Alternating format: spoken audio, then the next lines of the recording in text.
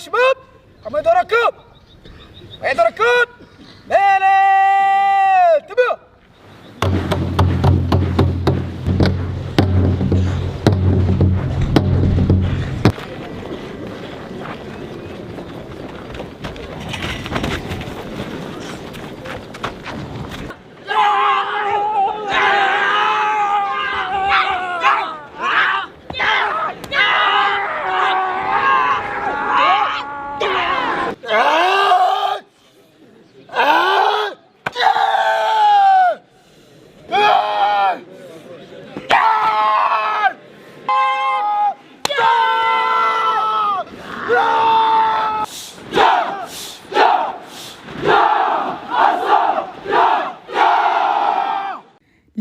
ndabahaye mwaramutse nshuti banywanyi bacu mwebwe mubana natwe mu biganiro n'amakuru tubatunganiriza ngaha kuri Iyakure Official. Turi ku igenekerezo rya 10 ukwezi kwa kabiri umwaka w'ibihumbi 2026. Sangwa kaze muri aya makuru yacu yo muri kano gatondo. Generali Sultani Makenga urongoye igisirikare cya M23 yarongoye igikorwa gikomeye cyane cyo kwinjiza abakomando barenga 7,500 mu gisirikare cya M23. Ndasubiramwo, abakomando barenga 7,500 binjiye muri M23. Ni igikorwa gikomeye cyane cyabereye muri Canzu, ni muri teritwari ya Rucuru muri Kivu y'Amajyaruguru. Muri iki gikorwa gikomeye cyane cyo kwinjiza mu gisirikare bano bakomando, Generali Makenga yavuze yuko ubutegetsi bwa Kongo burongowe n'abajinga. Yavuze yuko abantu b'abajinga aribo barongoye igihugu kandi ko M23 igomba kubavanaho. Generali Makenga yavuze yuko ingabo z'impinduramatwara za M23 zigomba kurwanya akarengane. Yavuze kandi ko bagomba gutsinda intambara barimo kurwana. Muri iki gikorwa izi ngabo zerekanye imyitozo ikomeye, zerekanye ubuhinga bafite mu bikorwa bya gikomando, berekanye ubuhinga bafite mu kwirwanaho bakoresheje ibyuma, bakoresheje imigeri n'ibipfunsi ndetse bakoresheje imigozi. Berekanye ubuhinga bwa gikomando bukomeye cyane ndetse n'ibitendo bikomakomeye. Biribonekeza rero ko zino ngabo zaronse imyimenyerezo ikomeye cyane nk'uko namwe murimo kubyibonera muri iyi video. Generali Makenga rero yavuze yuko urugamba aribwo rugiye gutangira. Generali Makenga yateguje ubutegetsi bwa Kongo ko noneho bagiye guhangana mu buryo bwa nyabwo. Yateguje bano bakomando ko bagiye kwinjira mu ntambara ikomeye yo kurwanira igihugu cya Kongo. Ibingibi rero birerekana ko intambara ya nyayo aribwo igiye gutangira mu burasirazuba bwa Kongo. Kuba M23 yinjije abandi bakomando 7,500 birerekana ko bano basirikare biteguye gukomeza urugamba ndetse barimo kuramforusa igisirikare cyabo. Bitandukanye cyane n'ibyo ubutegetsi bwa Kongo bubasaba. Kongo ivuga yuko bano barwanyi bagomba kurambika intwaro zabo hasi maze ngo bakajya muri kantonoma mu kigo cya Rumangabo. Intare za Sarambwe zaratsembye ndetse zavuze ko zitazigera zisubira inyuma ngo zive mu bice zigaruriye nk'umujyi wa Goma ndetse na Bukavu. Iki ngiki rero ni ikimenyetso gikomeye cyane cyerekana ko bano barwanyi bafite gahunda yo kurwana ndetse ko bano barwanyi bafite gahunda ikomeye yo gukomeza guhangana n'ubutegetsi bwa Kisekedi.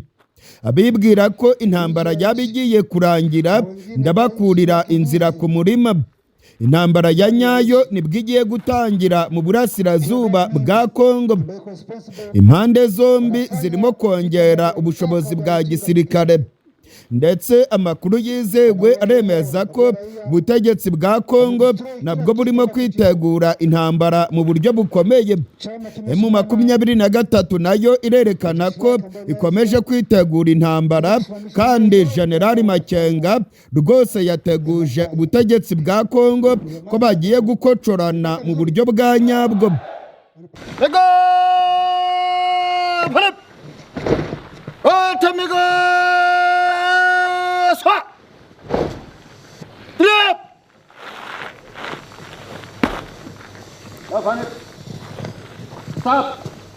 Mkuu wa majeshi, hawa ni wanakosi wako tayari kwa mazungumzo yako. Sawa.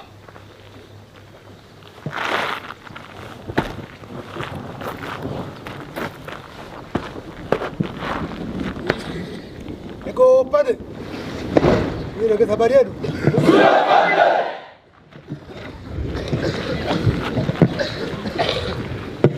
Habari yenu. Habari ya mafunzo. Nimekuja kuelezea kwamba mmepasi mafunzo ambayo mmefanya, mafunzo ya kutosha. So mmepasi na mvae kofia.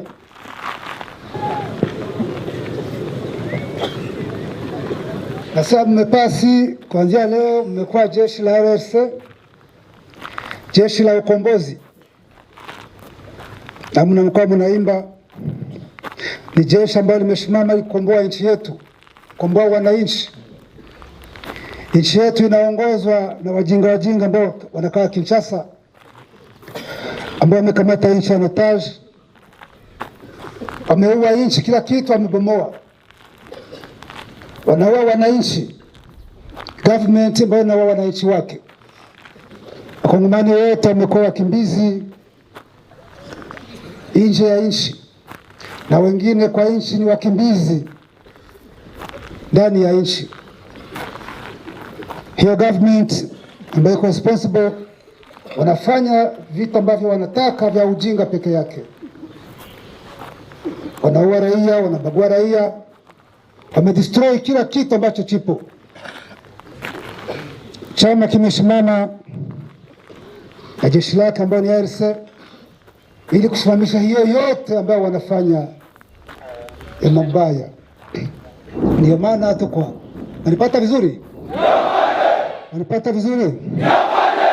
Wenzi wenu wa RC sehemu wapo wanafanya kazi kubwa sana kwa eneo tofauti. Amepiga adui, nguvu zake zote amezibomoa. Adui ameleta vikundi tofauti, ameleta Warundi, ameleta FDLR, ameleta wazungu ambao ni mercenaires kwa nchi tofauti. Amekamata afutabangi wote, wabandi wote, akawapa silaha, akawaita wazalendo. Hao wote wanakuja, lakini RC imewabomoa. Mnanipata vizuri? Nguvu za adui zote tumezibomoa, anabaki kwa kinywa peke yake. Sasa nyinyi leo mmepata mafunzo ya kutosha, namna tumeona ipata skills, mwende ikuwe msaada kwa nchi yenu. Mnanipata vizuri? Ikuwe msaada kwa nchi wetu, ndugu zenu, ili ndugu zetu ambao wamekimbia nje ya nchi miaka na miaka warudi wakae kwa amani, ili wenye wako nchini ambao na wao na government ya Kinshasa wakae kwa amani. Tukomboe nchi yetu, tujenge nchi yetu, tuwe na nchi ambayo inaheshimika, tuwe na wananchi ambao wanaheshimika, tuwe na jeshi nzuri, na sisi nchi yetu na wananchi wetu waheshimike. Si ndio hivyo? Si ndio hivyo? Wenzenu ambao kwa front wanawategemea, mkiwafikia watafurahi, na nataka mkifika huko muwe msaada, msikuwe mzigo. Mwende mkomboe wananchi ambao wameumia muda mrefu, msiende huko tena kwenda kuwatatiza. Mnipata vizuri? Jeshi letu ni jeshi la ukombozi, lazima wawe na discipline ya hali ya juu. Wananchi wakiwaona wafurahia, yani mmekuja kuwakomboa, wakamate kama wakombozi. Ndio hivyo, asiwakamate kama jambazi. Wanipata? Mnapata vizuri? Mwende mvumilie hali yote ambayo mtakuta. Muwe mfano, muwe tofauti na hao ambao tunapigana nao. Msaidie na wenzenu huko ambao wako huko, na tukomboe nchi yetu na tukomboe Kongomani kwa ujumla. Si hivyo? Mko tayari? Mko tayari? Mko tayari kuwa jeshi la RC? Jeshi la ukombozi? Jeshi ambalo liko tofauti na hii ujinga yote ambayo iko mbele yetu. Mko tayari? Sawa, natakia kazi njema na Mungu awabariki. S'exprimant à son tour, le porte-parole militaire de l'ARC, le colonel Willy Ngoma, a souligné que ces commandos rejoignent les rangs des Congolais et ont fait le choix de défendre les populations et de porter l'espoir d'un Congo nouveau fondé sur la justice, la sécurité et le développement. Nous sommes le dimanche, le 8 février 2026. Nous sommes au centre d'instruction.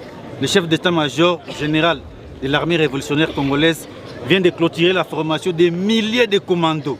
Donc ils vont travailler maintenant pour l'armée révolutionnaire congolaise de la FCM 23 pour notre pays, le Congo. Donc ce sont des militaires qui vont travailler pour sauver le peuple et notre pays, le Congo. Désormais, ce sont plusieurs commandos que vous avez vus, les milliers de commandos. Ils vont servir l'armée révolutionnaire congolaise et ce pays, la République démocratique du Congo. Merci. Selon les responsables de l'ARC, l'année 2025 a été marquée par des adhésions massives au sein de l'armée révolutionnaire, une dynamique qui devrait se poursuivre en 2026. Cette évolution confirme, d'après le mouvement, la montée en puissance de l'armée révolutionnaire congolaise comme acteur central du changement en République démocratique du Congo. Ces adhésions traduisent également la volonté croissante de nombreux Congolais de s'engager pour un changement profond à travers la FCM 23.